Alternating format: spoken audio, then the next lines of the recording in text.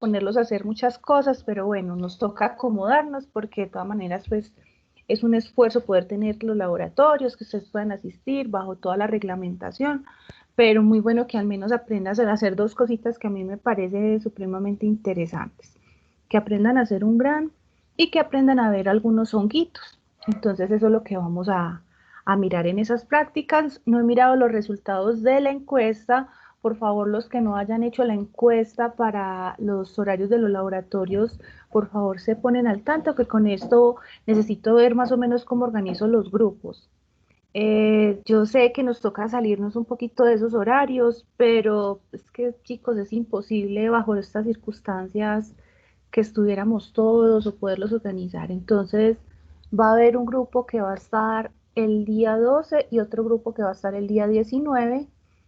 Eh, Realmente van a ser dos grupos porque vamos a tener en cada día dos horarios para que puedan cumplir los requerimientos de bioseguridad de que solo se permiten 9 estudiantes por laboratorio. Entonces estén muy pendientes para que miren la asignación y de igual manera estén muy pendientes para la guía. Por el momento, ¿qué les puedo decir de la guía? Que necesito que dejen algún material de su casa en descomposición para que vean el crecimiento de hongos. Puede ser un pancito que lo dejen por ahí como afuera, puede ser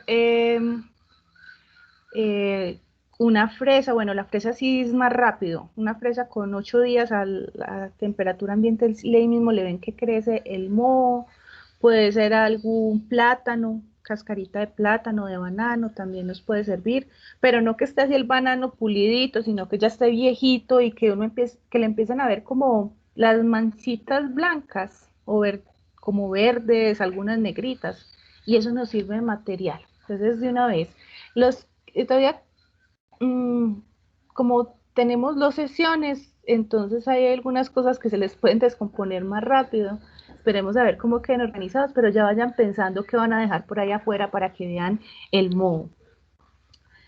Bueno, entonces, ahora sí, después de toda esta información, vamos a dar por comenzada la clase.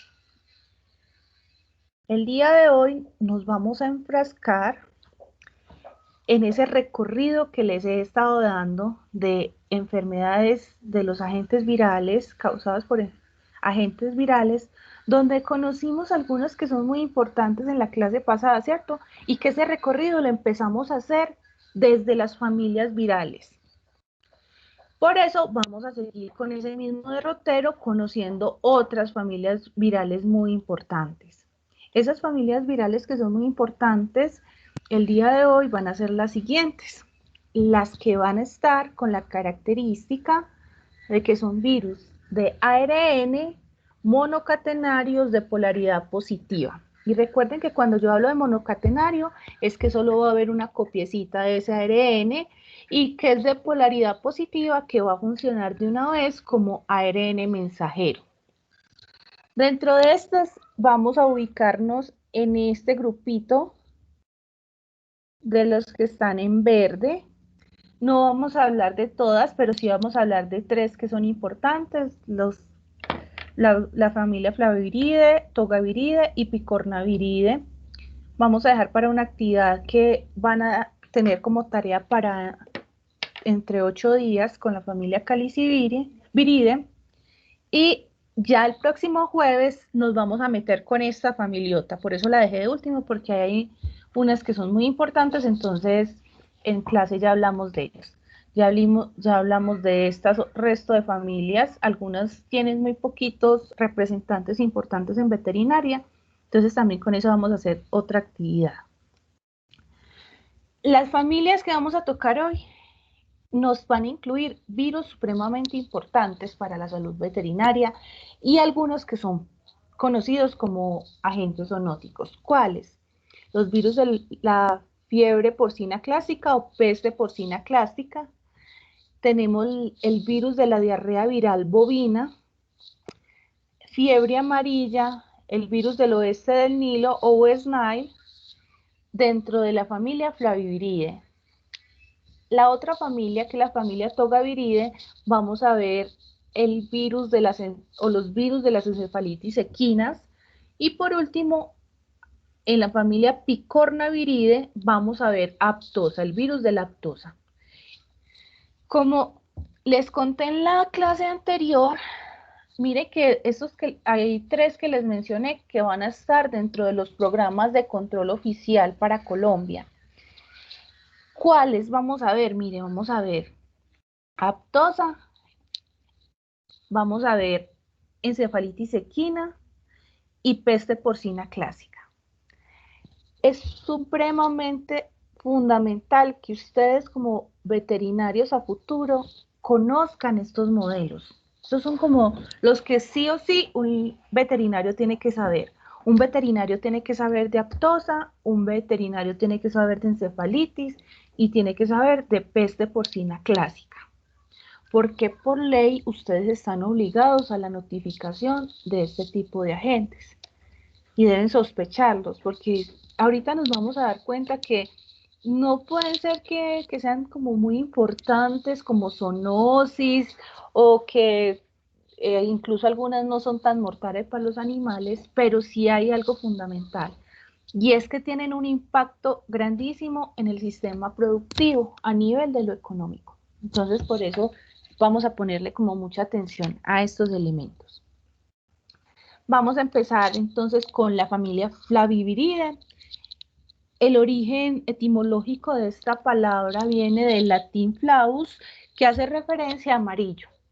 Y el hecho de que sea amarillo lo toma desde la presentación clínica más conocida del grupo de los Flaviviridae, y es de la fiebre amarilla. La fiebre amarilla hace parte de este grupo y le donó su nombre a esta familia. El hecho de que sea amarillo, yo ya lo había contado acá en clase, pero lo recuerdo, y es porque las personas que sufrían esa fiebre amarilla tenían una ictericia muy marcada, se veían amarillos, por eso tomó ese nombre. Y aunque está el virus de la fiebre amarilla, este grupo tiene una cantidad impresionante de virus que son muy importantes como zoonóticos, otros más reservados a los humanos, pero que aún así sí van a tener como un papel predominante. Para ustedes, como veterinarios, van a resaltarse el papel de 2 géneros virales de esta familia. El género Flavivirus y el género Pestivirus. Dentro de esas familias, de este género Flavivirus, vamos a encontrar más de 50 especies virales. O sea, hay una cantidad impresionante. Y la mayoría están representadas por virus que son transmitidos por artrópodos. Por eso es que hablamos que hay varios flavivirus que son conocidos como arbovirus. Recuerden que esto es de la sigla desde el inglés como virus transmitidos por artrópodos. Tenemos a fiebre amarilla, que la transmite un mosquito. Dengue, que yo creo que a nosotros nos ha tocado mucho, porque en Colombia solemos tener muchos casos y siempre se van presentando como epidemias. Zika, que nos llegó, encefalitis japonesa, que la van a encontrar pues en otros lugares del mundo, como Japón, como el nombre nos lo indica, otras encefalitis transmitidas por garrapatas, encefalitis de San Luis, y la lista es larguísima. Eso es una cosa larguísima.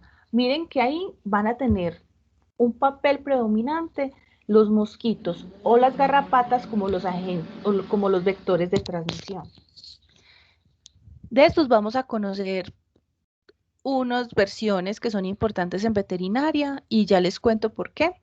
Pero la que se lleva como todo el crédito con veterinaria es este género, el género de pestivirus, porque dentro de estos pestivirus vamos a encontrar la diarrea viral bovina 1 y 2, que es muy importante para los bovinos, la enfermedad fronteriza, que es importante para las ovejas, y la peste porcina clásica. En estos vamos a hablar más, tanto de diarrea viral bovina y de peste porcina clásica. Hay otros que son importantes, otros géneros importantes como el hepacivirus, donde vamos a tener el virus de la hepatitis C, que va a afectar humanos y que se ha reconocido causando pues problemas inflamatorios y destructivos del hígado. Y Por otro lado, los que ya están como más con el gusto por la parte silvestre, vamos a tener a los pegivirus, que afecta principalmente a primates y a murciélagos frugívoros. En la parte inferior se pueden dar cuenta que vamos a tener la morfología de ese virus, donde vamos a tener el virus con su cápside, vemos en verde la cápside, que va a tener a su vez unas proyecciones de diferentes compuestos proteicos que les van a servir mucho para poder hacer adherencia a las células hospederas.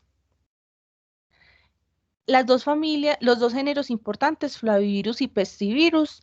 Dentro de los Flavivirus, los más reconocidos son los que están acá, con importancia en veterinaria, pero si se dan cuenta, este virus de lupin, la encefalitis japonesa, el virus de Wesel-Brown, el virus de los pavos, de la meningoencefalomielitis del pavo de Israel, son importantes, sí, pero no las tenemos aún acá. Porque es importante simplemente que al menos ustedes sepan o los empiecen como a sonar, a relacionar, por el hecho de que hay uno que sí ha tomado mayor importancia y es el virus del West Nile. Ese virus del oeste del Nilo era un virus que hace algunos años era como hablar de este primero. Ah, no, ese virus está por allá en Europa. Lo mismo pasaba con West Nile. Ese virus está por allá en Asia, está en Europa o en África. Se veía algo lejano. Y a partir de 1999, el virus llegó a Norteamérica. Y después de que llegó a Norteamérica, se ha dispersado por todo el continente americano. Entonces no nos podemos extrañar si estos que, según esta tabla, los vemos como tan delimitados a ciertas regiones geográficas, nos puedan llegar. Especialmente, ¿por qué? Porque nos va a llegar es el vector, y eso es lo que pasó con West Nile. Llegó con el vector y llegó con unas aves migratorias. Entonces, pues como que al momento siempre tenemos que tener como la mente abierta de que esto puede cambiar, este panorama puede cambiar. ¿De cuál vamos a hablar? De West Nile. Por otro lado, los pestivirus sí son supremamente reconocidos en todo el mundo, afectando al ganado, la diarrea viral bovina, especialmente pues al ganado, pero también se han dado unos reportes en ovejas y cerdos. La enfermedad de las fronteras para los que trabajen con ovejas, como Colombia no es un sistema productivo así muy fuerte, no lo vamos a tener pues como, no vamos a hablar mucho de él. Y por último, que sí se va a llevar mucho interés y es la peste porcina clásica o fiebre porcina clásica, que de ese sí vamos a hablar bastante. Y con ese vamos a comenzar. Y es que el virus de la peste porcina clásica es un virus que genera una enfermedad que es muy contagiosa en los cerdos. Y aparte de que es muy contagiosa, genera muchas pérdidas económicas y es potencialmente mortal. Para esta enfermedad existe una vacuna y funciona muy bien en algunos casos, y por eso algunas regiones la han logrado erradicar. Entonces, supuestamente no hay en Norteamérica, ni en Australia, ni en países europeos, como que no la van a encontrar en los cerdos comunes, ¿cierto? Pero algunos países sí tienen problemas, no tanto en las explotaciones porcícolas, sino en animales silvestres como los jabalíes. Esta enfermedad, más que llamativa por lo zoonótico, porque realmente no es considerada una zoonosis, sí llama mucho la atención en ese sistema por las pérdidas económicas. Entonces ahí es donde está el peso y la importancia de la vigilancia. Y esto involucra no solamente los animales vivos, sino los productos de esos animales vivos. Por eso hay mucha vigilancia en frontera del ingreso de esos productos de zonas donde esté circulando o donde se estén dando brotes. Porque este virus tiene la capacidad de sobrevivir mucho tiempo en materiales biológicos, donde hay muchas proteínas. Entonces, por ejemplo, en carne, en un jamón de cerdo, puedes tranquilamente sobrevivir. Entonces ustedes se van para un país donde esté el brote o una región donde está el brote y se traen algún producto cárnico, puede tranquilamente estar el virus. Y el problema es que como es tan contagioso, si hay cercanía con la industria porcícola, lo que hacen es esa transmisión.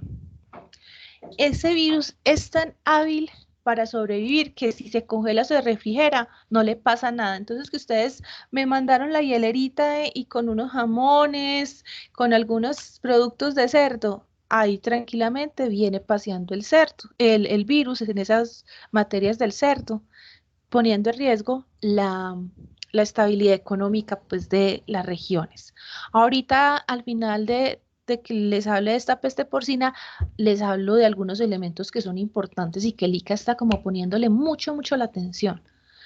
Porque en Colombia tenemos casos de peste porcina clásica, especialmente en la región de la costa. En esa región de la costa que sí han viajado y han podido ver, ustedes ven los cerdos de traspatio y libres, como si fueran perros. Allá como que usted ve un cerdito de esos negritos y es como un perro, tiene como las mismas rutas, el mismo comportamiento y eso también pues ha facilitado que se puedan mantener algunos ciclos de peste porcina en el país. Y es que este virus, como ya les mencioné, que es tan altamente contagioso, genera, cuando se da la producción por parte de un animal que es positivo, genera una alta carga viral al ambiente. Y esa alta carga viral puede llegar a otro cerdo que esté susceptible por muchas rutas. A través de la vía oronasal, entonces hay un contacto directo entre cerdo sano y cerdo infectado, tranquilamente llegan. Hay otras formas que son vías epidérmicas o dérmicas con la inyección directa del virus a través de vacunación, otras que son a través de vías urogenitales y está de la transmisión de la madre al hijo por vía transplacentaria. Entonces, una hembra positiva puede transmitirle al cerdito. Y ya en el cerdo, ahorita voy a contarles estos lechones lo que les puede pasar. Miren que inicialmente ese virus llega y llega a las amígdalas de estos cerdos. Después de que llegó a amígdalas, van a ocurrir aproximadamente 16 y 24 horas para que empiece a circular en sangre. Y después de que llegó a sangre, lo podemos encontrar en cualquier sitio. Él no se va a quedar en sangre porque va a necesitar estar un tiempo ya en las vísceras, que es donde se va a reproducir más activamente. Vísceras como el hígado, como el vaso, mucosas intestinales y riñón son los ideales. Y ahí pueden ustedes, si necesitan tomar muestras, elegir estos sitios para hacer el diagnóstico.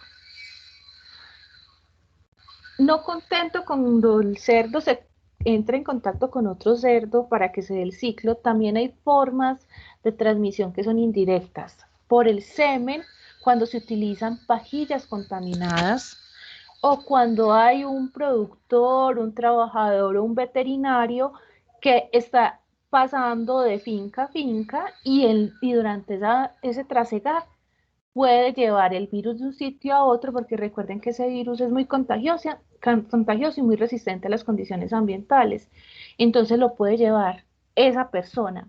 Y no contento de eso, también se han dado casos donde los automóviles pueden ir contaminados o los equipos que ustedes utilicen, ¿cierto? Ustedes revisaron con el esteto a un cerdo y después a otro cerdo, otra granja, ahí se llevó a pasear el virus.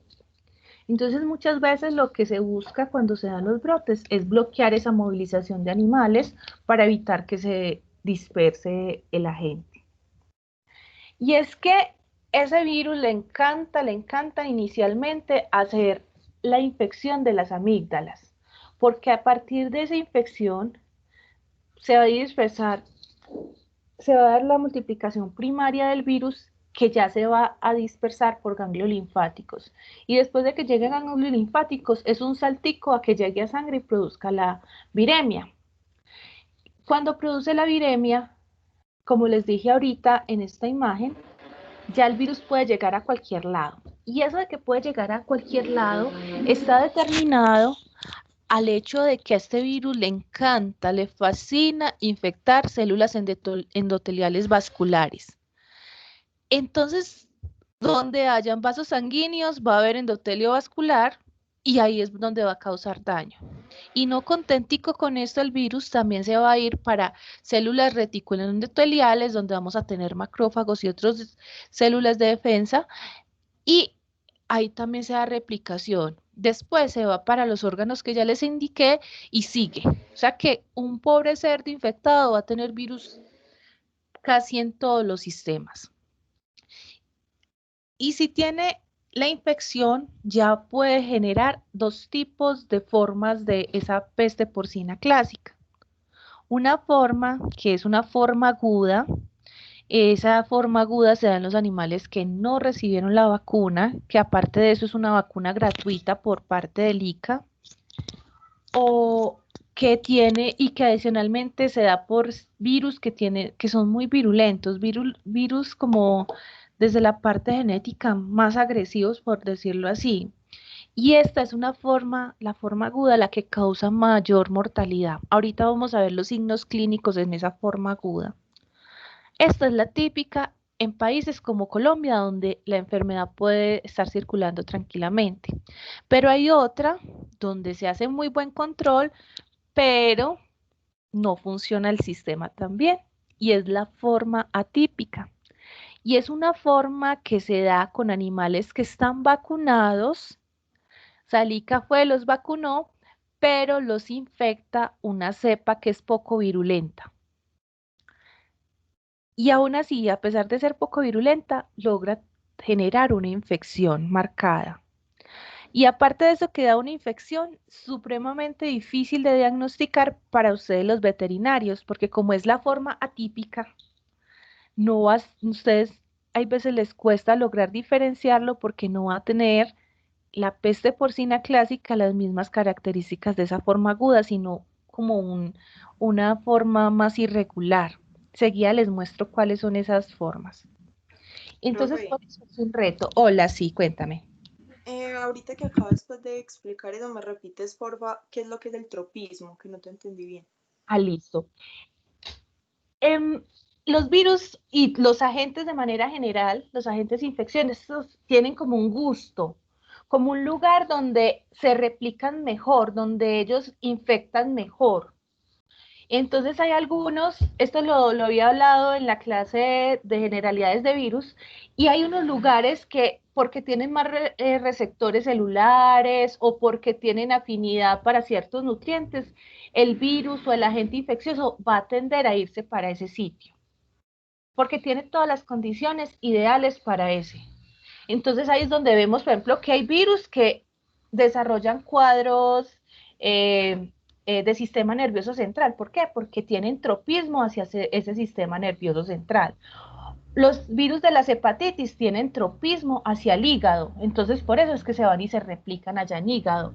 Otros que van a tener tropismo por las mucosas intestinales. Entonces con eso poco a poco se va diferenciando cuáles son los virus que son, o en este caso, como vemos acá, que es un virus que tiene un tropismo como un poco más generalizado y le gusta el endotelio vascular, las células reticuloendoteliales, le gusta el vaso, ganglio, riñón, pulmón, médula ósea, entre otros. Entonces, yo creo que con eso sí te queda claro ese término. ¿Listo? Sí, me Sí, confirmo. profe, gracias. Listo. Entonces, miren que hay volviendo a las formas, vamos a tener la forma aguda, la forma que es lo común, lo que ustedes pueden encontrar fácilmente, y está la forma atípica, la que les va a tocar pues como estar más juiciosos para poder discriminar que están ante un animal que presenta la peste porcina clásica. Esa forma aguda, miren acá las imágenes del ICA, donde se muestran algunos animales con las formas agudas. Estas formas agudas están determinadas por ese gustico que tiene el virus por ese endotelio vascular. Entonces, va y daña el endotelio vascular. Eso hace que se gasten también las plaquetas, es decir, que se dé una trombocitopenia. Por lo tanto, los animales van a empezar a presentar esas hemorragias que inicialmente son pequeños puntos rojos, que son conocidos como petequias, hasta que van creciendo y ya son hemorragias cutáneas supremamente evidentes, como estas imágenes que les presentaba aquí al principio. Listo. Esa es como la forma más típica. También eso se puede complicar porque el virus puede causar inflamación del encéfalo, pero que no produce pus. Entonces, por eso llamamos o aparece una encefalitis no supurativa. Los cerditos van a estar, especialmente los lechones, con fiebres muy altas, comer. Hay algo que ustedes los van a ver como con frío y como ellos juntándose mucho, amontonándose como vemos en esta primera imagen. Tienen diarrea y esa diarrea también va acompañada con que los animales tengan conjuntivitis, estén moraditos porque no están respirando bien, hasta que llega el punto de que los animales ya tienen manifestaciones nerviosas y los van a ver ustedes que no son como este de acá, que no es capaz de mantenerse en pie, o temblando, o con convulsiones, o paralíticos, ¿cierto? Paralizados. ¿Por qué? Porque el virus está dañando todos esos tejidos. Esta es la forma que les digo más común, la que ustedes pueden encontrar con facilidad.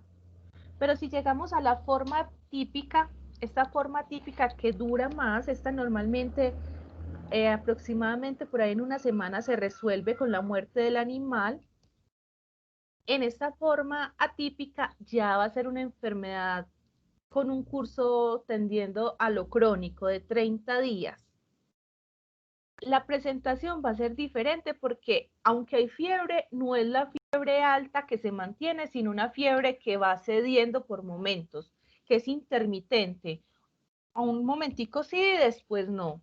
También pueden darse signos respiratorios como tos, que no es lo más común, diarreas, que es así, la comparte con la forma aguda, y aparte de eso, los lechones empiezan a no ganar peso y ustedes saben que en la industria porcícola la ganancia de peso es fundamental. No van a crecer lo mismo, entonces vamos a ver como cerditos más retrasados en su desarrollo. Aparte de eso, esa forma típica es supremamente compleja porque puede generar animales que son portadores. Y recuerden que los animales que son portadores no tienen ninguna evidencia desde lo clínico que tienen el virus, no dan ninguna señal, pero sí están eliminando el virus. Entonces pueden ser un foco de infección para otros animales que estén sanos y sean susceptibles. Dentro de esa forma típica aparece una forma particular que es muy llamativa y es el síndrome de la cerda gestante portadora, que son cerdas que actúan como portadoras. No tienen ninguna evidencia, pero ahí tienen el virus. Y durante ese proceso pueden tener múltiples daños en el feto, en los embriones, pueden darse casos de momificación, animales que nacen ya muertecitos, durante el parto mueren, o pueden nacer de esa hembra gestante cerditos con algunos eh, problemas como débiles, que ya vienen con temblores, y salen otros que aparentemente no pasa nada. El problema es que sus cerditos que nacen de esa mamá gestante infectada vienen ya con la viremia, ya vienen eliminando el virus.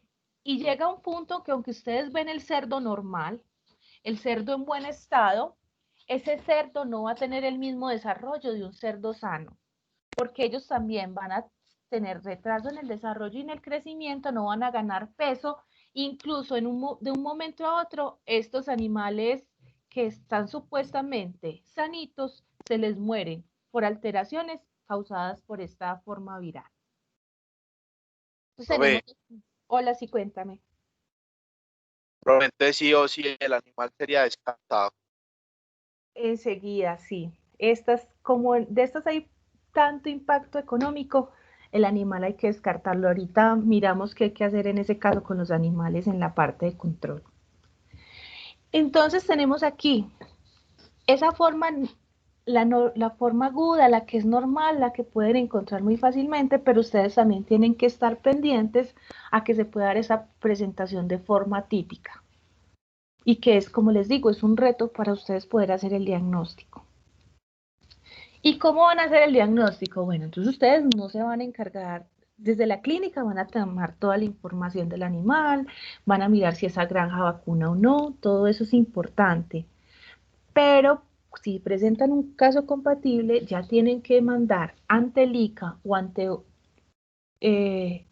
algún sistema de estos que tienen montados el ICA la información para que las muestras que ustedes tomen por histopatología, para pruebas virológicas o serologías, que son las que vamos a ver acá en esa segunda columna, les lleguen y ellos puedan hacer el procesamiento. Que es importante que ustedes conozcan.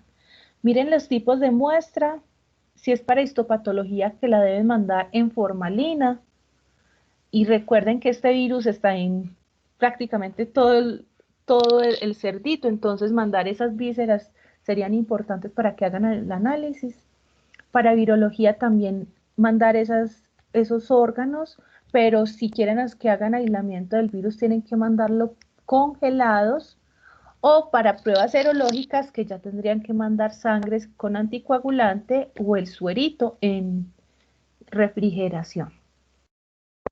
Ya el ICA, como esto es una enfermedad tan importante por la parte económica, el ICA es muy riguroso para el diagnóstico porque eso ahí mismo prende las alarmas. Esto pone ahí mismo el sistema en funcionamiento.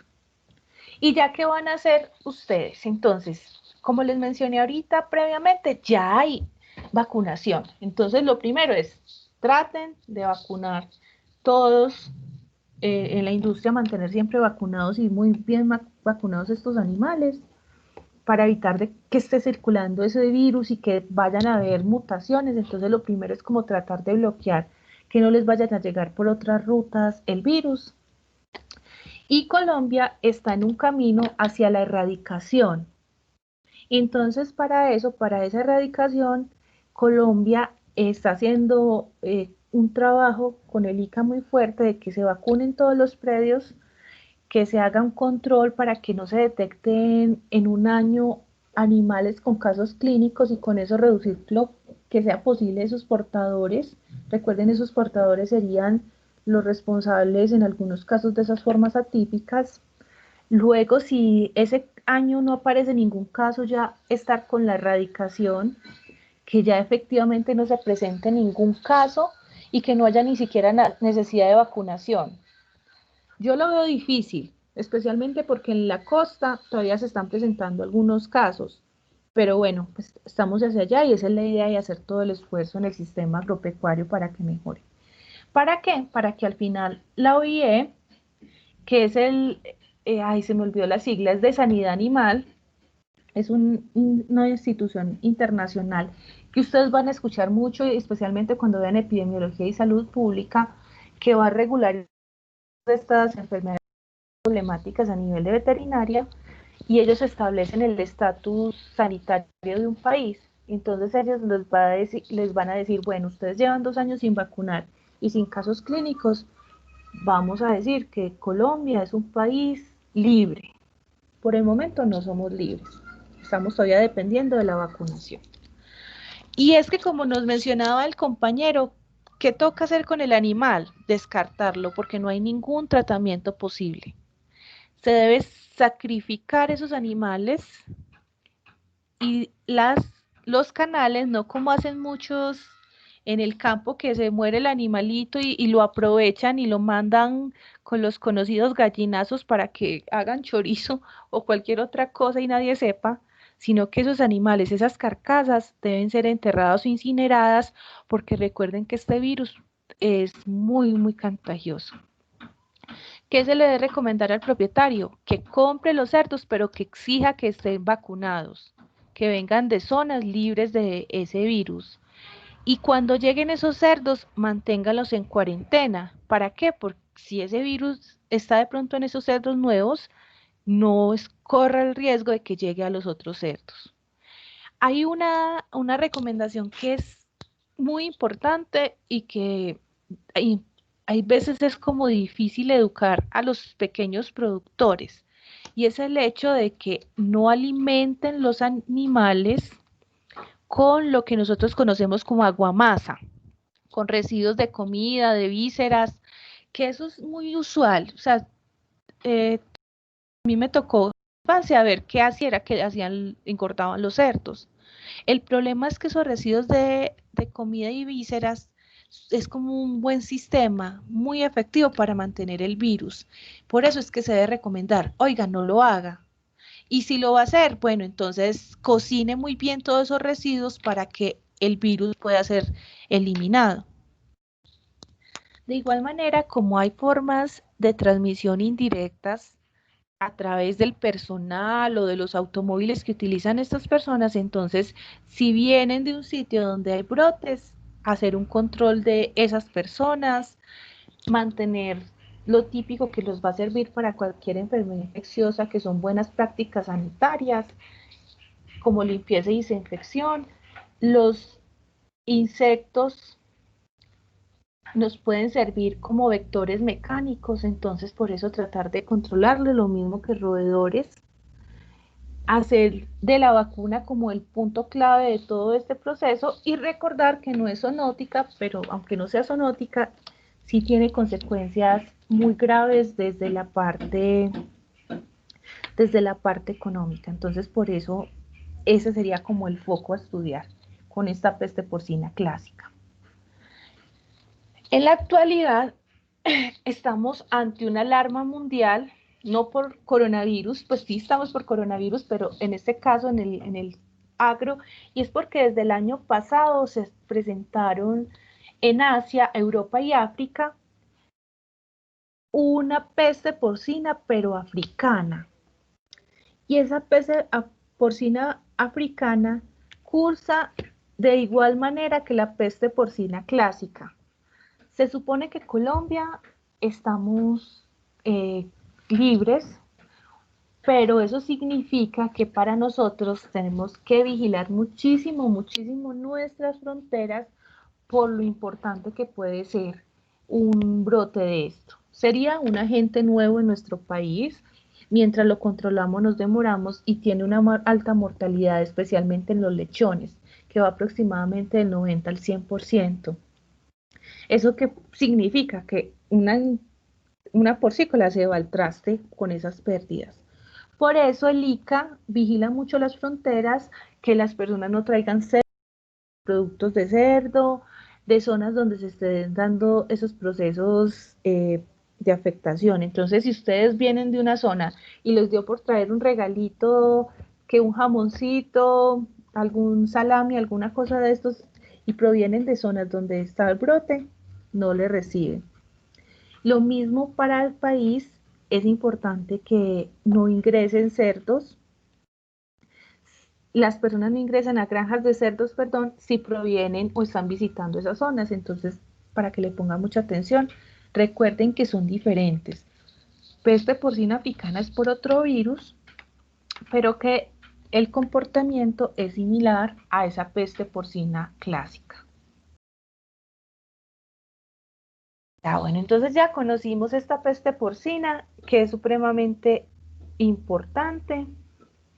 Ahora vamos a conocer el otro virus de ese grupo de los flavivirus, que son de los flaviviridae, de la familia Flaviviridae, pestivirus, que es también muy importante, y es el de diarrea viral bovina. Esa diarrea viral bovina, ya el nombre nos da muchos datos, ¿cierto? Vamos a tener como signo diarrea en bovinos, pero no se va a quedar ahí, porque también tiene unas manifestaciones reproductivas muy importantes, como son abortos. Los bovinos van a ser la especie como importante, la más representativa, pero también se han dado casos en porcinos, en ovinos y caprinos y en otros animales que tenemos acá en esta lista. De igual manera, donde sufren más, la especie que sufre más son los bovinos, entonces vamos a centrar la atención en eso. Y es que este virus tiene una forma de transmisión muy similar al que vimos ahorita, al otro pestivirus, porque puede ser por ingestión, de cualquier secreción que provenga de un bovino infectado. Se habla mucho del contacto nariz-nariz entre los bovinos, por ahí se da la transmisión, a través de cosas, fómites, a través de alimentos contaminados, con secreciones, orina, heces, fetos abortados y placenta, fácilmente puede llegar a otros animales susceptibles.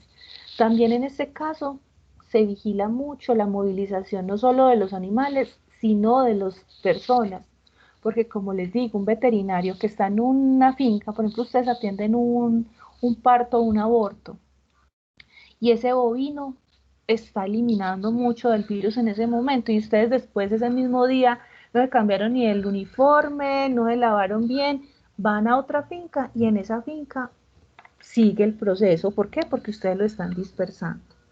Y aparte de eso, hay algunos animales que aunque no tengan la enfermedad o no la exhiban de una manera reproductiva, sí pueden tener los problemas de transmisión transplacentaria. A este virus, que lo vamos a encontrar en todo el mundo, le gustan mucho las mucosas. Mucosas sean intestinales, nasales, genitales, ahí va a estar. Le encanta estar en estos sitios.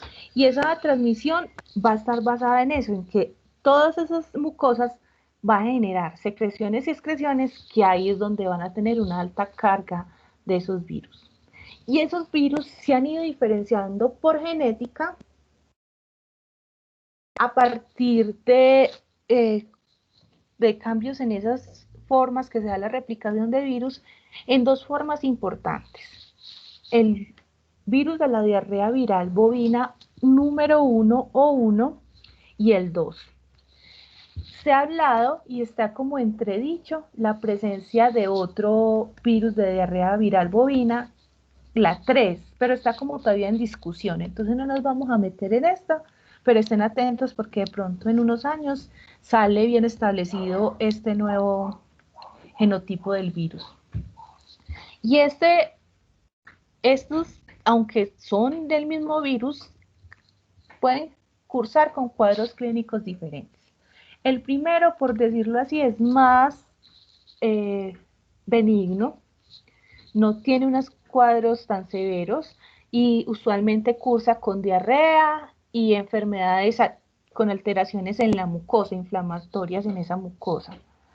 Ya el 2, ese sí es el más dañino, porque puede presentar formas muy severas donde ya se atacan las plaquetas, se disminuyen esas plaquetas generando esa trombocitopenia, y si las plaquetas no están funcionando bien, va a haber problemas de hemorragias, porque esas plaquetas son como las que nos forman los tapones. Cuando ustedes tienen una herida, esas plaquetas al mismo migran para taponar por donde está saliendo la sangre. Eso junto con otros factores, pero las plaquetas son como esos ladrillitos que vamos a poner ahí de emergencia. Si ellas no están, cualquier lesión, ahí mismo se empieza a salir la sangre. Entonces, por eso es que los animales presentan ese síndrome hemorrágico. A su vez, este virus 1 y el virus 2 pueden tener unos comportamientos diferenciales que generen efectos no citopáticos, es decir, que no van a alisar las células donde están. Esa es como la forma natural, la que ustedes más fácilmente encuentran, porque es una forma que no es tan estrendosa cuando va a salir de la célula, entonces es como muy común. Puede generar en algunos casos, especialmente en los casos del virus 2, formas muy severas con ese síndrome hemorrágico. Y está algunos biotipos que sí, mejor dicho, el daño en las células es supremamente evidente. Y son esos biotipos citopáticos donde efectivamente salen, y cuando salen hacen lisis. Es extraño y uno pensaría que son como cosas diferentes, pero usualmente de los virus que son no citopáticos se originan los citopáticos. Y es porque esos virus durante su proceso de replicación pueden formar como unos mutantes, y esos mutantes se mezclan el material genético como de varios virus, y esos son los que van a producir esas formas que son citopáticas. Bueno, ya aquí vimos como las características generales de ese virus. Ahora vamos a ver el cuadro clínico. Y es que esos cuadros clínicos van a estar ligados como a 4 presentaciones principales. La primera, que ocurre mucho, y es que los animales no tienen ningún signo, o los que llamamos asintomáticos. Ustedes van a ver el animal normal, común y silvestre, feliz, no tiene nada aparentemente, pero si ustedes hacen, por ejemplo, sacrificio para consumo de carne, pueden encontrar algunas lesiones en mucosas como en aparato digestivo o en sistema linfoide, pero ya es porque hagan pues como ese hallazgo, pero el animal no va a tener nada evidentemente. Diferente así llegamos a la fase aguda, que en esa fase aguda, sean terneros o adultos, vamos a encontrar animales que van a presentar fiebre, pierden la producción de leche, la diarrea acuosa, problemas respiratorios, que muchas veces conllevan a que el animal muera en 48 horas. O sea, es algo muy rápido. Dentro de esas formas agudas puede desarrollarse algunas que se complican con el síndrome hemorrágico. Recuerden que ese síndrome hemorrágico se da por el tipo 2, el virus de la diarrea viral bovina tipo 2. Y este síndrome puede tener una mortalidad hasta del 25%. ¿Cuál va a ser la diferencia entre esta forma aguda y este síndrome hemorrágico? Que este síndrome hemorrágico va a compartir los síntomas y signos de esta forma aguda, solo que con todo en este caso va a ir acompañado de hemorragias. Recuerde que esas plaquetas van a estar bajitas, entonces el animal puede estar sangrando y encontrar diarrea con sangre, en piel petequias, morados en las mucosas, entonces por eso suele ser bastante problemático en el porcentaje de mortalidad. Ya se da otra forma, que es esa forma en las hembras gestantes, que son positivas y es una forma persistente. En esa forma persistente se va a dar que la vaca está muy bien, normalita, pero sí tiene el virus dentro, y el problema es que ese virus puede pasarle al feto. Aproximadamente en el día 120 de gestación se da el proceso de infección y ya el animal cuando nace va a nacer positivo. Esta es una forma que normalmente cursa derivada de cepas que no son citopáticas, pero que aunque no causan tanto daño, si al llegar al pobre ternero, el ternero lo va a cargar. Y ese ternero al nacer entonces no va a desarrollarse igual a como se desarrolla un ternero normal. Pasa algo similar a lo que les conté de la peste porcina. Van a ser en este caso terneros debilitos, no ganan peso, no se desarrollan bien, no crecen bien. Son terneritos que se enferman por cualquier cosa porque ellos vienen inmunosuprimidos. Vienen con una forma de que el sistema inmunológico no les funciona normal, entonces se infectan de cualquier cosa y por eso se mueren muy fácil. Puede desarrollarse dentro de esa enfermedad persistente una enfermedad que es letal, conocida como la enfermedad de las mucosas, y es con la conjunción de como esa forma aguda y ese síndrome hemorrágico, pero que se demora un poquito más en desarrollar y es aproximadamente 2 o 3 semanas después de ese parto. Entonces ahí vamos a tener el animal con diarrea, diarrea con sangre, lesiones en esa mucosa intestinal, hemorragias por cualquier sistema y rapidito se va muriendo el ternero. ¿Por qué? Porque la mamá adquirió esa infección durante la gestación o tenía la viremia y él es el que lleva a cabo como toda la presentación más agresiva. ¿Qué hacer con esto? ¿Qué hacen ustedes ante esto? Bueno, entonces en Colombia se han conocido, eh, se han conocido claramente que hay circulación del virus. Entonces hay estudios donde han mostrado atos con altos porcentajes, algunos hablan reportes hasta del 84% de positividad por pruebas serológicas, es decir, que es algo que puede ser común en nuestro contexto. Por eso ustedes necesitan, si se están presentando los casos clínicos, hacer un manejo adecuado. Para eso se deben apoyar en el ICA o en laboratorios certificados para el ICA que hagan las pruebas. Y ustedes ya dependiendo si están hablando de animales adultos o animales eh, o pequeños, los terneros, pueden tomar muestras de sangre, pueden tomar también los productos de esos abortos, los tejidos y todo eso mandarlos para histopatología en el laboratorio del ICA o para que hagan un aislamiento. También pueden mandar pools de los atos, es decir, como que mezclen varias muestras de sangre de los animales y de leches para que también hagan una aproximación.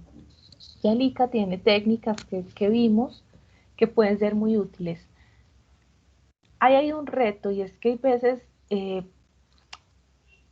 no, en la mayoría de los procesos infecciosos, como les puse en el caso clínico, ustedes tienen que hacer un diagnóstico diferencial.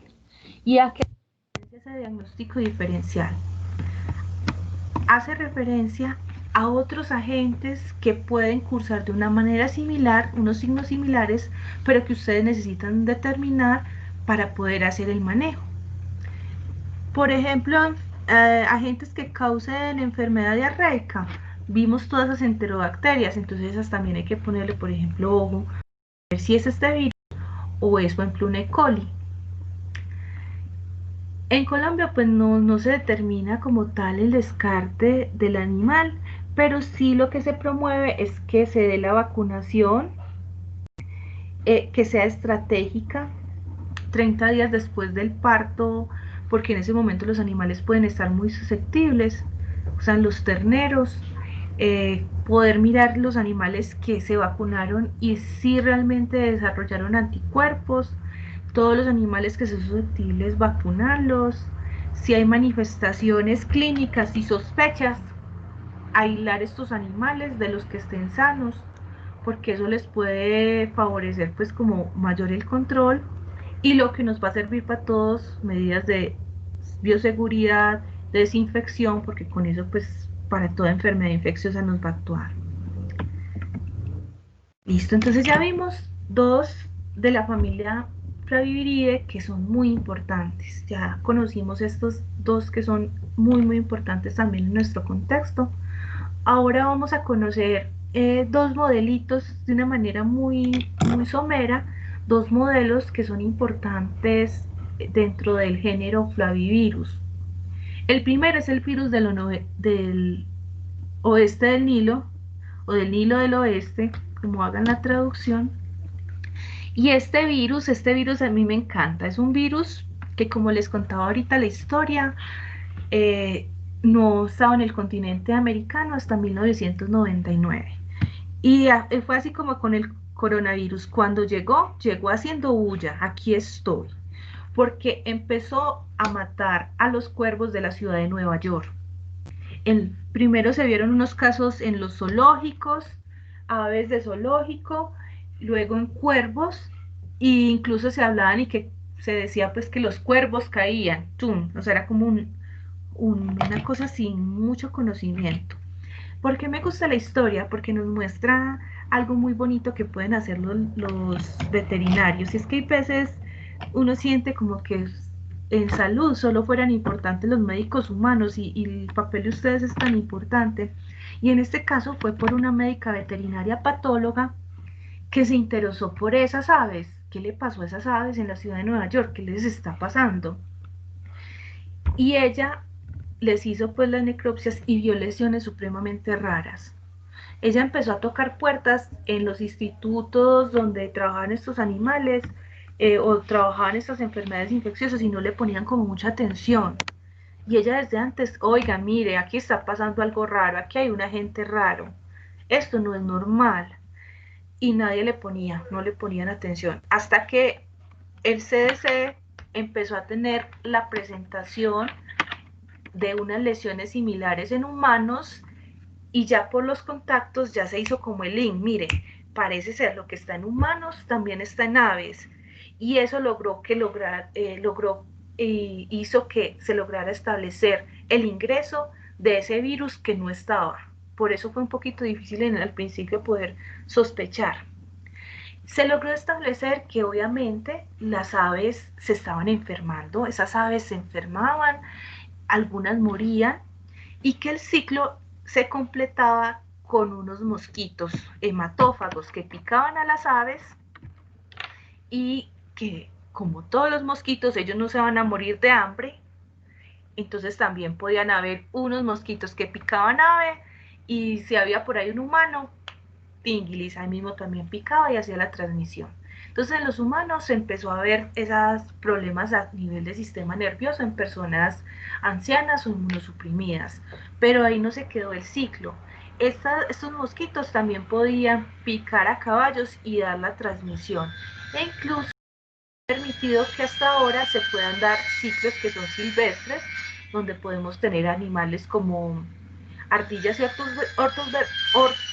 vertebrados que pueden estar manteniendo el ciclo en esas formas silvestres. Para ustedes, ¿qué va a ser importante? La salud de estos caballos, aunque las aves también se enferman. Entonces vamos a ver qué pasa.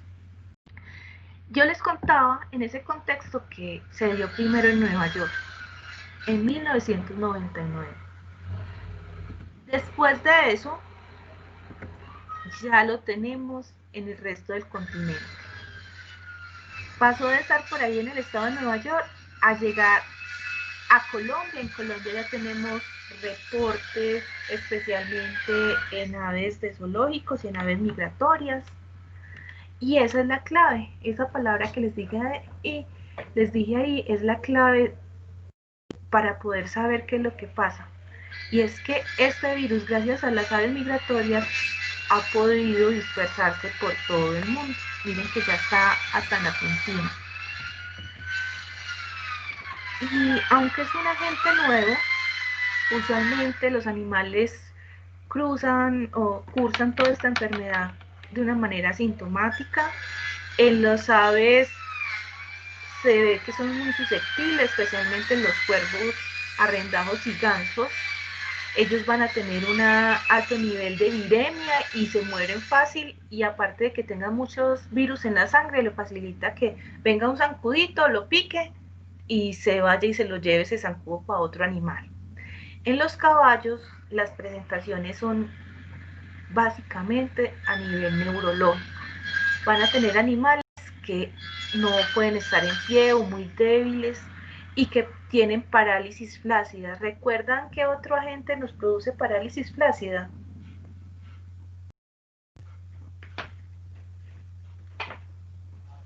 La peste porcina, no. Peste porcina, no. Producen parálisis, pero no del tipo flácido. Una bacteria, a ver quién recuerda qué bacteria nos puede producir esa parálisis flácida. Les doy clave. Las mujeres lo usamos por vanidad también. La que tiene... Eso, pero ¿cuál es? ¿Cuál es la bacteria? No es como botuli... Sí, por ahí va muy bien. ¿Quién le ayuda? Profe, no es botulismo. Esa es la presentación, pero ¿cuál es el agente? Clostridium botulinum, listo.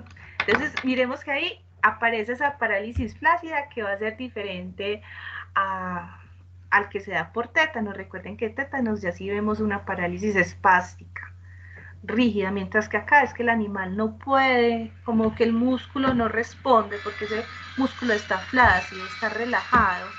Y recuerden que para el movimiento se necesitan esas contracciones. Algo similar pasa en los humanos. Ya si ustedes sospechan en un caballo, ahí sí hay que hacer diagnóstico en material de sistema nervioso central como cerebro y médula espinal, y a eso le pueden hacer cultivos para aislar el virus, detección de los antígenos por algunas técnicas especializadas como inmunoensayos o inmunohistoquímica, pruebas moleculares o pruebas serológicas. Existen vacunas en nuestro país. Realmente sabemos que está circulando, pero se le ha puesto como mayor atención o interés a saber si de pronto las aves lo tienen o no. Entonces, como desde la clínica, no es algo así supremamente importante en este momento, aunque pueden haber algunos casos que se puedan confundir. Pero entonces es interesante que al menos conozcan este virus. Ya para que terminemos con la familia Flaviviridae, vamos a tener el virus de la fiebre amarilla, que aunque este virus no es un virus, por decirlo así, como tan importante desde la veterinaria, sí tiene mayor importancia en humanos, donde hay unas mortalidades supremamente altas. Pero ¿por qué es importante que conozcan un poco? Porque este virus usualmente va a tener unos ciclos que son selváticos. Y en la selva vamos a tener unos primates que son susceptibles, que son picados por unos mosquitos, y ellos mantienen el virus muy bien. Usualmente lo mantienen y son en esos primates que les gustan mucho las copas de los árboles. ¿Qué pasa y cuál es el problema? Que obviamente nosotros, cuando los humanos llegamos a deforestar un bosque, estos árboles caen y con ellos caen, los monos se logran escapar, pero los mosquitos caen con ellos. Y esos mosquitos no van a diferenciar entre el monito que cayó y el humano. Cualquier cosa les sirve. Entonces ahí se puede dar la transmisión teniendo el riesgo de que nos piquen moscos que son urbanos, como el de la Aedes aegypti, el mismo mosquito o zancudo que transmite el dengue, zika, chikungunya, entre otras cosas, un, un, un mosquito demasiado antropofílico, le gusta mucho picar humanos y que sea domiciliado. Entonces el que encontramos fácilmente en las ciudades puede mantener este virus. Por eso es que hay tanta alarma para la vigilancia.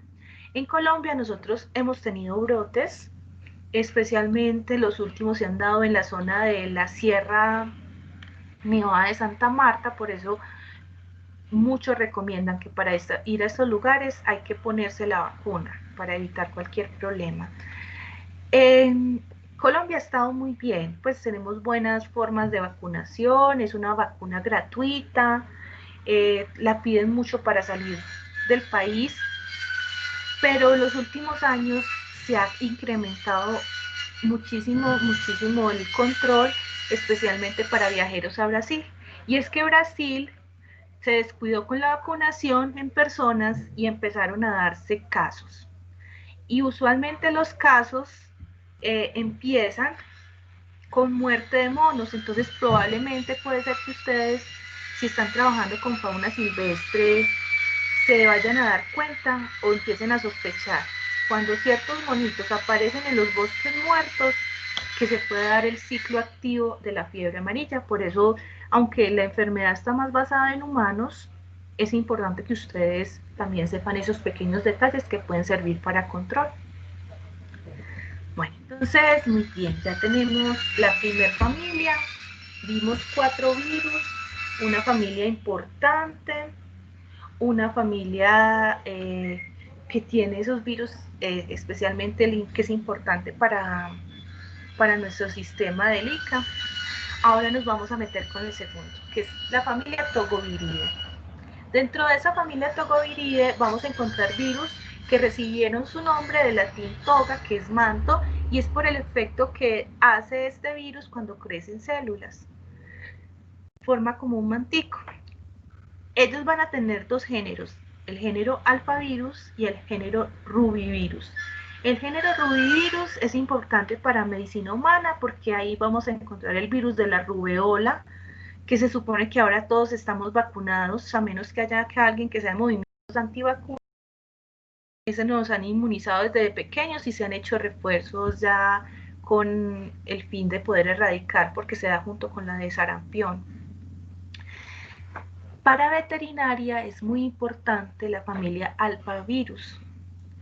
esta familia es grande, tiene más de 30 especies y pueden afectar animales vertebrados e invertebrados, y usualmente en los vertebrados es donde se ve el mayor daño, porque es un virus citolítico, va a lisar las células. En los invertebrados parece que no les hace como mayor cosa, es un virus persistente, está bien, así.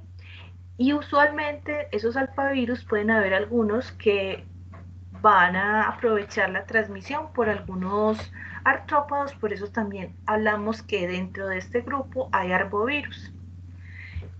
Ellos son virus que usualmente van a estar en la naturaleza, van a estar en ciclos silvestres, es decir, que siempre hay casos. Por eso hablamos que generan ciclos enzoóticos. Enzoóticos es sinónimo de endémico. Endémico se utiliza en algunos contextos más hacia el lado de humanos, mientras que enzoóticos es en el contexto de animales, como un agente que circula constantemente en animales. Por eso es que no se puede hacer para esto, como tiene ciclos silvestres, programas de erradicación, porque como ustedes van a erradicar algo que está por allá en la selva, imposible acabarlo, ¿cierto? Entonces, aquí vamos a tener unos virus que van a tener esta morfología, son unos virus que son envueltos, van a tener una membrana, su cápside es icosaédrica, y aparte de eso va a también tener unas proyecciones que le sirven de adherencia.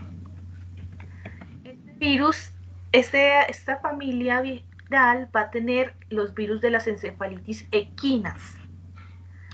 Son muy importantes en esta especie con estas presentaciones. Acuérdense que encefalitis es la inflamación del encéfalo, entonces con el cerebro inflamado. ¿Quiénes? Los equinos. Y estas encefalitis tienen diferentes tipos. Hay un virus de la encefalitis equina del este, del oeste, y el que es importante en nuestro contexto nacional, que es el virus de la encefalitis equina venezolana.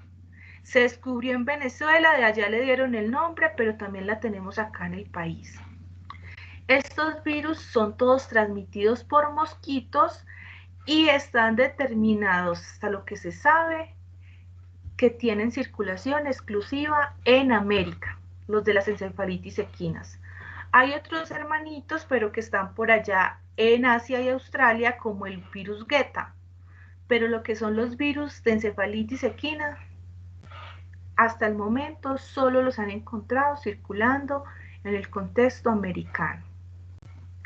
Estos virus de las encefalitis equinas se comportan muy similar desde los signos clínicos, pero para nosotros nos vamos a enfocar en este caballero, en el encefalitis equina venezolana, el cual tiene diferentes variantes genéticas, es decir, que su material genético se clasifica de una manera como en subgrupos.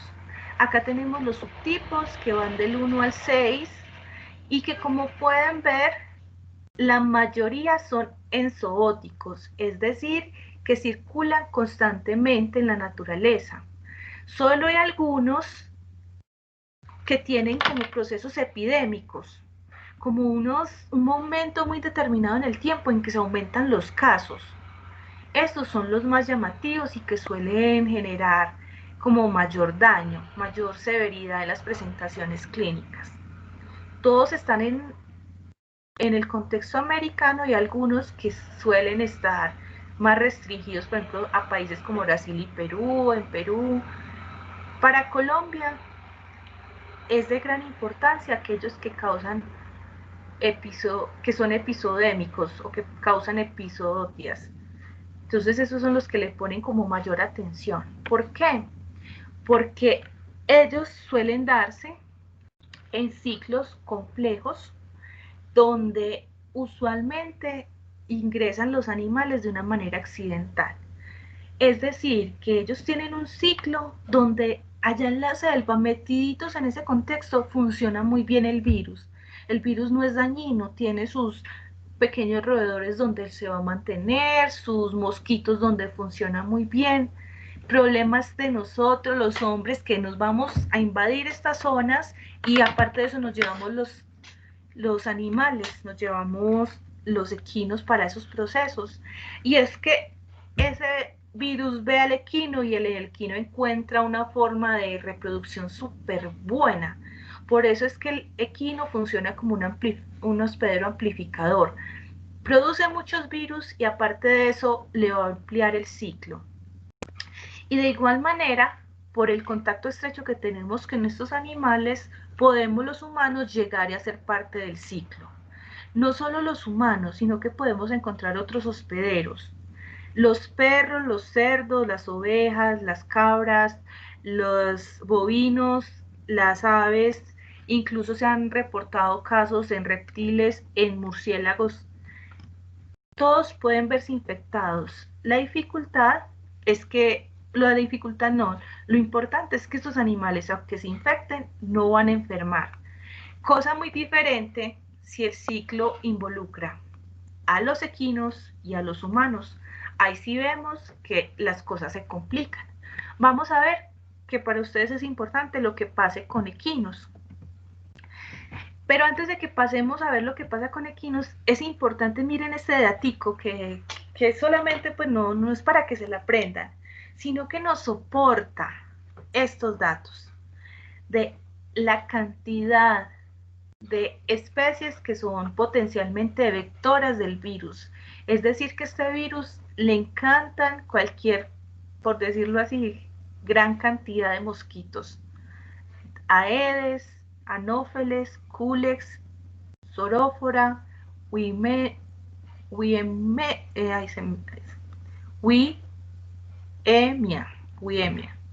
simulium, que son las mosquitas negritas normales que vemos.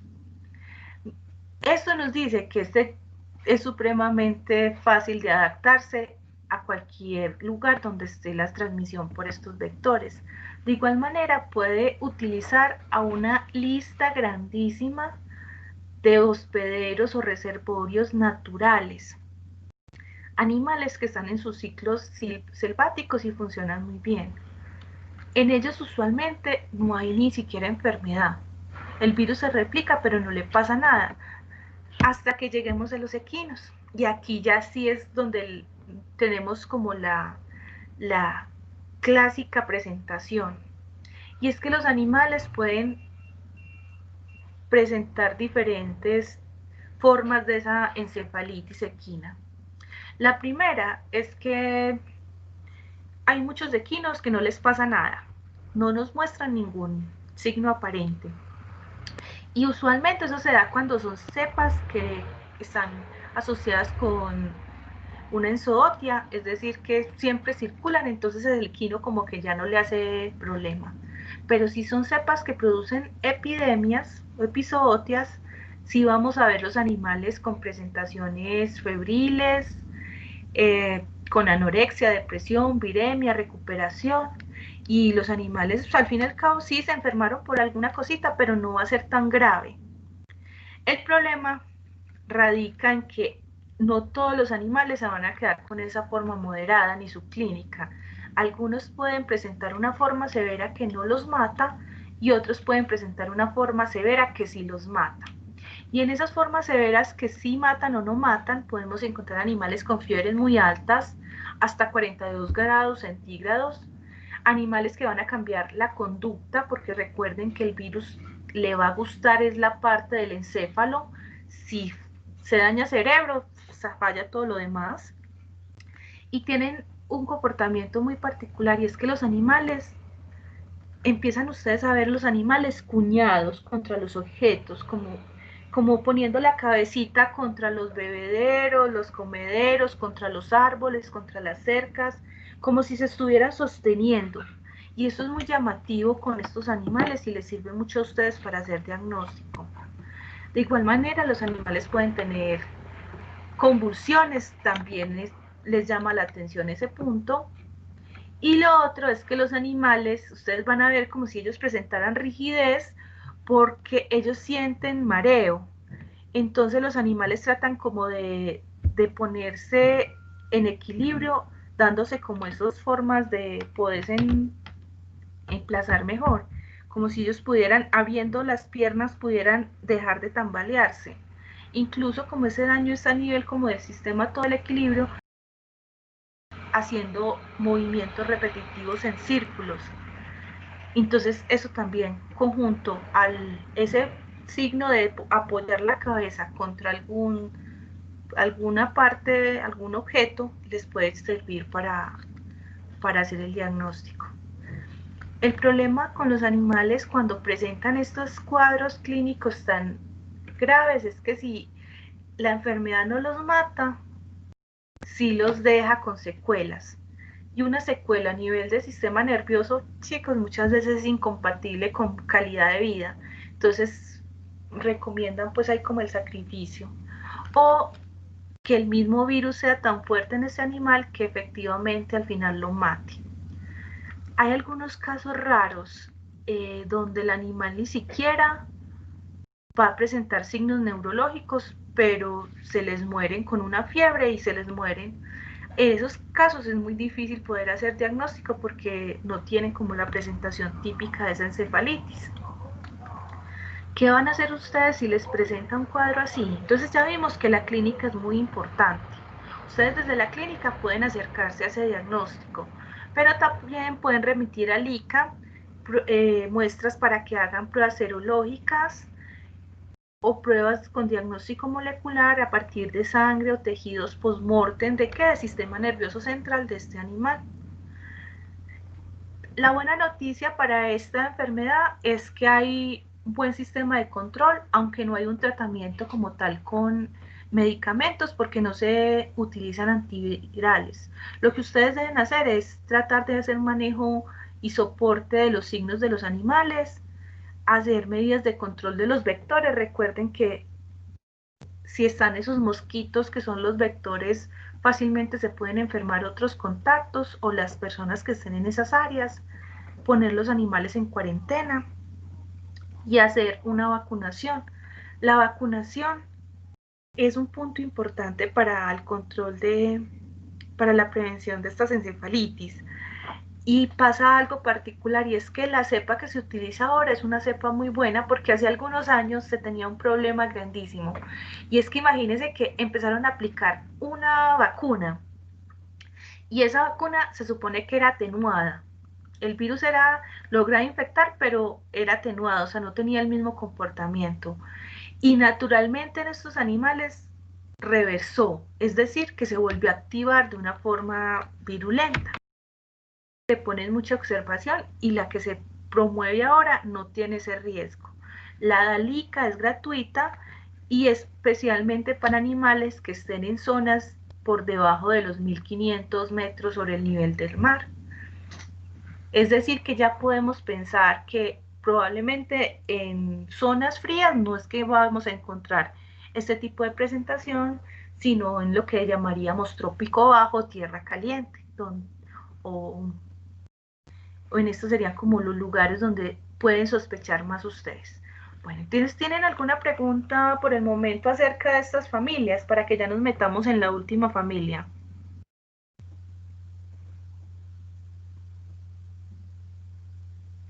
No. Bueno, listo.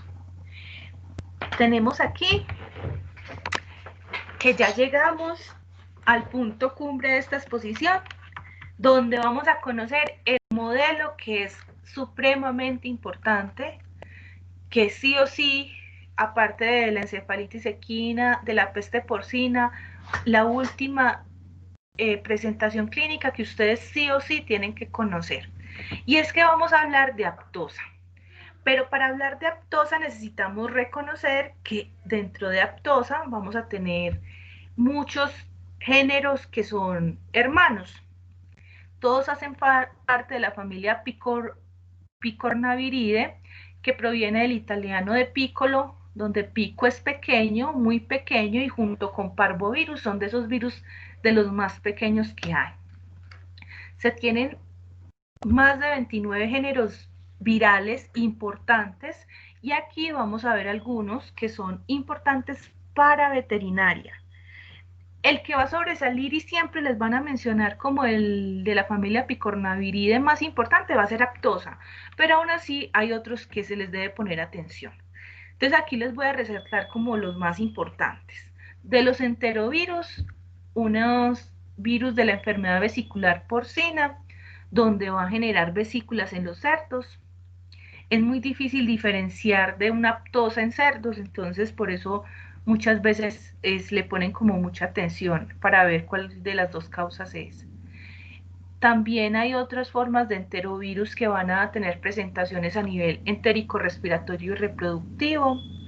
Los tescovirus, que afectan especialmente a los porcinos causando enfermedades neurológicas, enfermedades reproductivas como abortos, momificaciones, muerte embrionaria e infertilidad en las cerdas, neumonías y diarrea.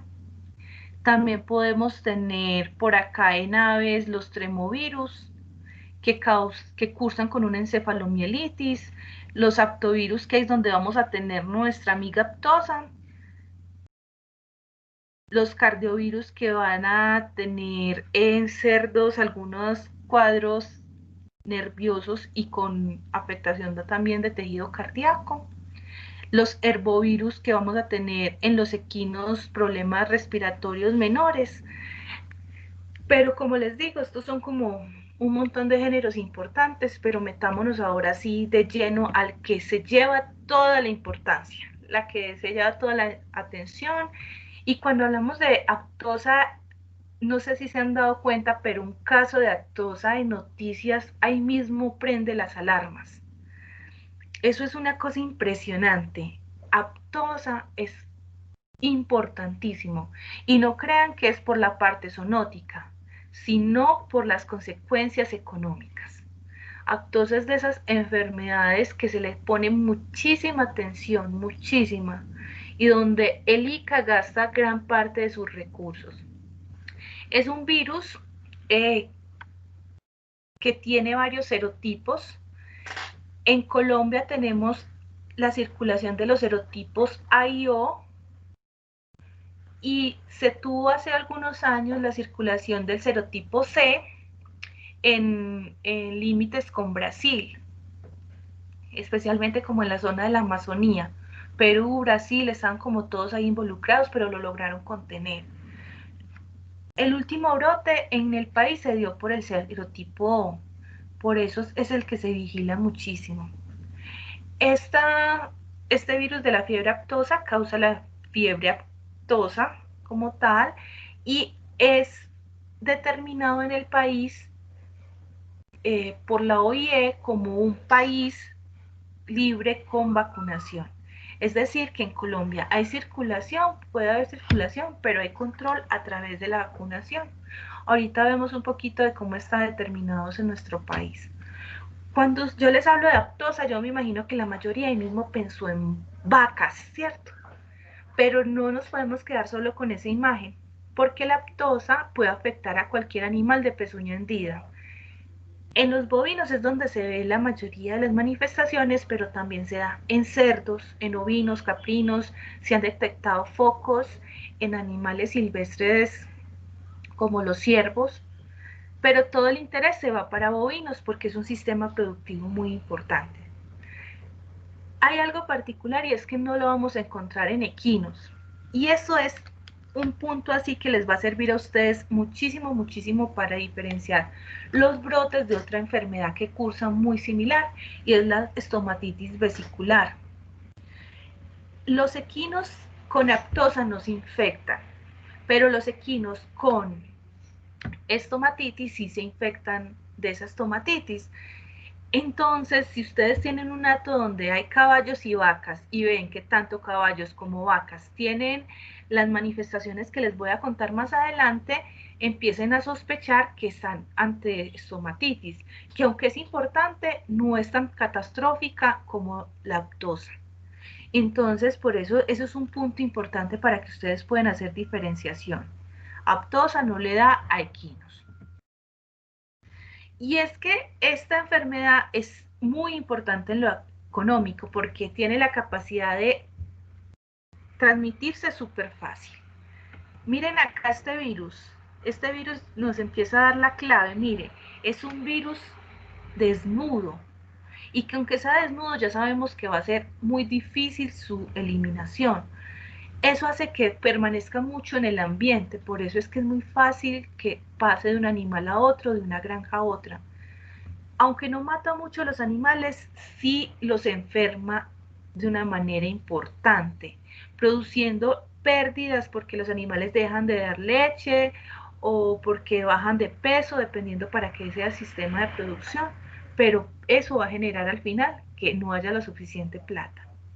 Y aparte de eso, porque hay restricciones muy bien establecidas de la comercialización de ganado y de sus productos de zonas donde esté circulando activamente el virus. Eso ahí mismo cierra fronteras. Por eso les digo que cuando hay un caso en Colombia, ahí mismo las noticias se disparan, porque le quitan el estatus al país. Esta es una enfermedad que se transmite fácilmente por vía digestiva, respiratoria y cutánea, a través de la leche, a través de cualquier secreción del animal infectado, y que usualmente se da la manifestación clínica después de los 3 o 14 días de que el animal se expuso. Si los animales tienen contacto entre ellos se pueden transmitir, y vuelve acá a pasar lo mismo de peste porcina y de diarrea viral bovina, donde los autos, la indumentaria, los equipos, el mismo veterinario, los trabajadores, el productor que se estén moviendo de un lugar a otro pueden fácilmente dispersar. Aproximadamente en el año 2001 hubo un brote a nivel mundial que fue muy llamativo, que empezó por allá en Reino Unido. Y en Reino Unido se dispararon todas las alarmas porque se dio ese brote, y en ese brote incluso lograron establecer que este virus se logró transmitir por el aire. Eso fue supremamente llamativo porque no pensaran que fueran un virus así como tan de fácil dispersión. Entonces ahí por eso es que le ponen tanta atención. Y ese brote estaba por allá en Inglaterra, pasó a nivel continental, en algunos países de Europa tuvieron que sacrificar una cantidad impresionante de animales, hablaban de más de 4 millones de animales, con las pérdidas que eso involucró. Eso fue grandísimo ese brote, por eso le corren tanto. Y es que este virus tiene unas particularidades, y la primera de esas es la formación de vesículas, lo que nosotros llamaríamos como ampollas o como aftas en las mucosas de los animales.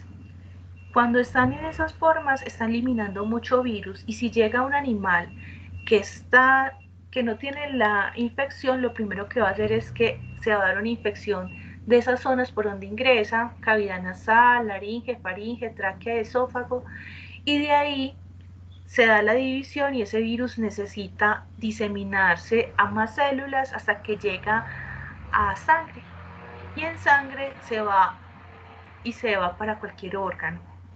De igual manera también le gusta mucho tejido linfático, pero especialmente cuando llega a ciertos puntos empieza a generar esas ampollas, como es en cavidad oral, en patas, ubre, rumen, y todas esas ampollas empiezan a ser productivas para que el virus siga saliendo e infecte a otros animales sanos. Cuando esas ampollitas están muy activas, los animales van a ver ustedes que los animales están mal, van a ver animales con fiebre, con salivación, con descarga nasal, ellos van a estar con esas úlceras y les duele, con cojera porque también las pobres pezuñitas están afectadas. Lo bueno es que los animales se pueden recuperar, y uno pensaría, pero entonces ¿por qué los sacrifican si se recuperan? ¿Cierto? Los animales se recuperan, pero es que producen mucho virus, y hay una complicación mayor, que los animales, aunque se curen completamente, pueden seguir eliminando el virus desde la laringe. Entonces un animal que aunque esté recuperado va a seguir excretando al ambiente el virus. Por eso es que se toca, porque sí o porque sí, matar a los animales. Y es que los animales que se van a afectar infectados, especialmente ovinos, van a tener unos signos clínicos que van a haber afectado mucho la producción del animal. Miren acá, vamos a ver vesículas en pezones, en boca y en lengua. Al animal no le va a provocar comer, le va a doler comer, va a estar con fiebre, va a estar aburrido, decaído, apático, con escalofrío, salivando, porque ustedes imagínense con estas lesiones en boca, tampoco es que puedan como procesar muy bien la saliva, entonces van a ver los animales babeando. Pueden ver por la fiebre que presenten temblores, van a estar como inestables en el caminar. Si son vaquitas que están gestando, por la fiebre pueden presentar abortos y al final algunos de estos animales pueden morir. Esto es lo que pasa acá como en las presentaciones de estas vacas. En los cerdos, aunque puedan presentar esto mismo, hay unas señales que son más llamativas, y es que en los cerdos vamos a encontrar comúnmente que los animales presentan mucho dolor en las piernas, entonces van a estar postrados, y especialmente en los cerdos el virus va a generar muchas ampollas en las pezuñas. Esto va a hacer que se dé cojeras, y aunque el animal se recupere, las pezuñitas se van a demorar mucho en volver a salirles bien. Por lo tanto, durante ese tiempo los animales no se van a alimentar bien porque les duele caminar por todas las vesículas que pueden tener, ya sea en la boca y en las pezuñas. Entonces, en los cerdos el problema sería a nivel productivo por la pérdida en la ganancia de peso. En el hombre, ¿qué pasa? Hay una discusión, y siempre se ha dado como una discusión acerca de si aptosa es zoonótica o no es zoonótica.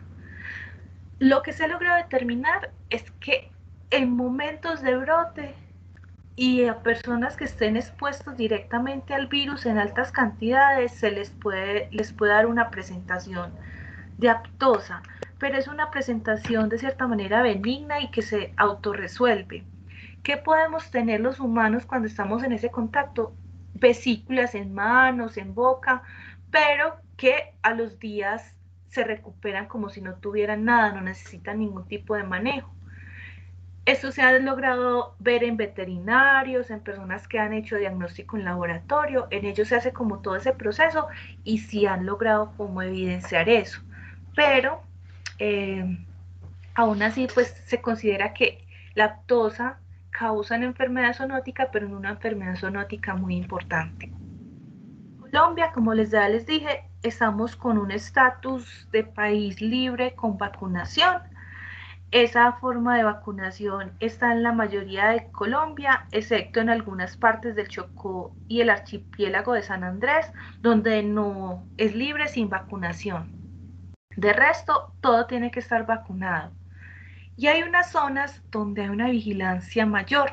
Y es que en el año 2018 tuvimos un brote que nos costó el estatus. Ese brote fue por ingreso de animales de Venezuela. Por eso toda esta zona que vamos viendo acá por la zona de Arauca y Bichada es muy vigilada, porque ahí suele ser un comercio no muy regulado de animales y por ahí nos puede llegar otra vez la aptosa. Ya para que vayamos finalizando, vamos a tener lo que recomienda qué hacer ante los casos. Primero, estas son las guías de control y las que vamos a ver a continuación de diagnóstico por el ICA. El ICA vigila mucho esto, o sea, esto es una cosa del ICA y ellos le ponen muchísima atención. ¿Qué pasa ante un brote? Todos los animales infectados, recuperados y de contacto susceptibles deben ser sacrificados. Escuchen, infectados, recuperados y de contactos susceptibles, sacrificados. ¿Eso qué significa? Que acaba, mejor dicho, con una finca. La acaba totalmente. Esas canales no se pueden vender, se tienen que eliminar. Enterradas, incineradas, que no vaya a llegar el gallinazo que desentierra. No sé si ustedes conocen un poco de esa gente que va y desentierra animales para después venderlos. Son llamados vulgarmente como gallinazos. La idea es que eso se elimine, porque ahí lo que estarían es dispersando la aptosa. Se debe hacer vigilancia. cuarentena de esos sitios, de las personas que estaban, de los vehículos, de los equipos, desinfección de esas fincas súper bien, de todos los establecimientos y materiales, y obligan a los ganaderos de esa zona de la afectada vacunación. No es algo opcional, no es como yo lo vacuno si quiero, no, les toca hacer vacunación.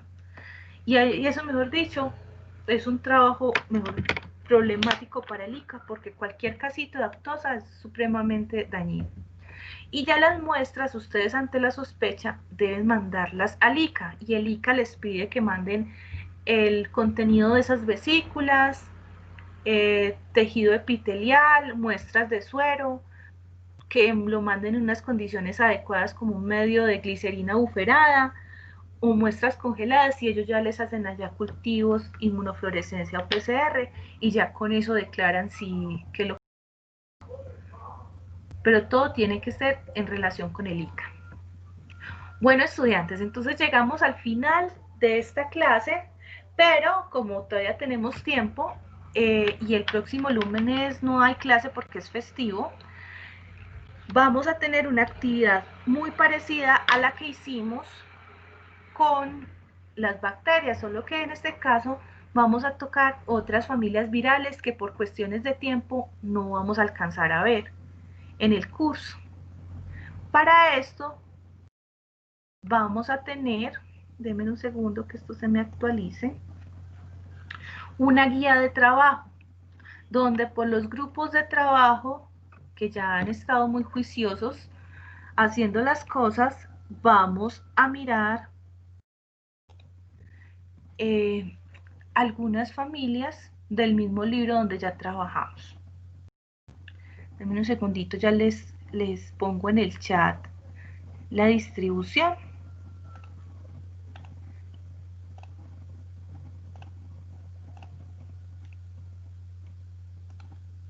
No se les olvide, por favor, la asistencia,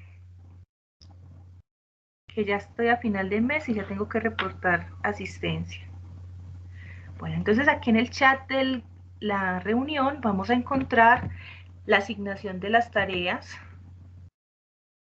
por los grupos de trabajo.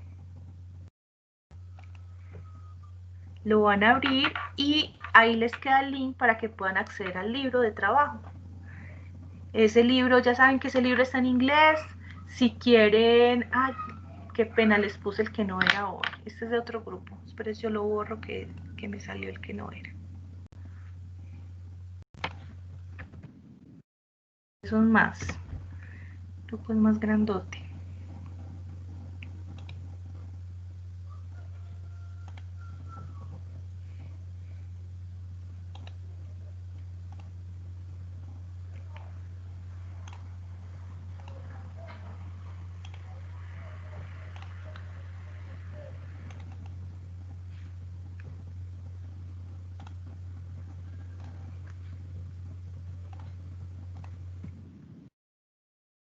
Sí.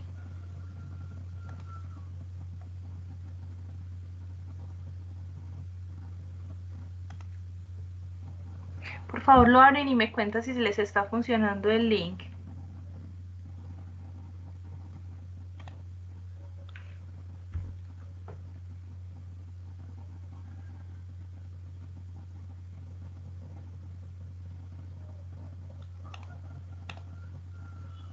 Listo, muchas gracias.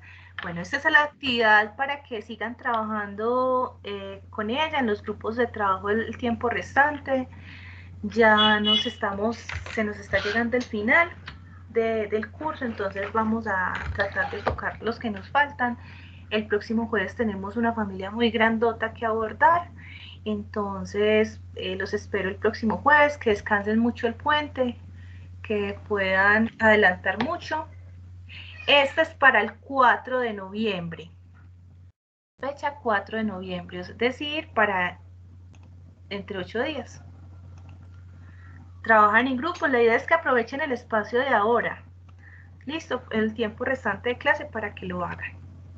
Se cuidan mucho, estudiantes, si tienen alguna pregunta, este es el espacio, si no, ya se van a descansar, a hacer la actividad con sus compañeros. Listo, profe. Bueno, pues sí. Profe, Hola, sí. es que a mí se me había olvidado votar al inicio de la clase, pues la cosa del presente y ya no me deja. No deja. No, pues no me aparece como que si hubiera votado. Miremos. Te vuelves arriba a la parte del chat y le das a enviar votos. De todas maneras, este programa sale como se ha producido un error. No le pongan atención a eso, porque de todas maneras lo importante es que a mí me queda el registro de quienes intentaron. ¿Listo? Ah, listo, profe, sino que eso, ni siquiera eso me aparece, entonces, No, tan raro, no. porque aquí aparece en la parte superior del chat. Bueno, Te o lo si no, coloco o en el pones chat. presente, sí, o pones presente, y ya, Ah, al menos listo, para profe. saber que estuviste por acá. Listo, profe, gracias. Bueno, pues se cuidan mucho, que estén muy bien. Feliz puente. Chao, profe, gracias. No, profe, muchas gracias. Chao, se cuidan mucho.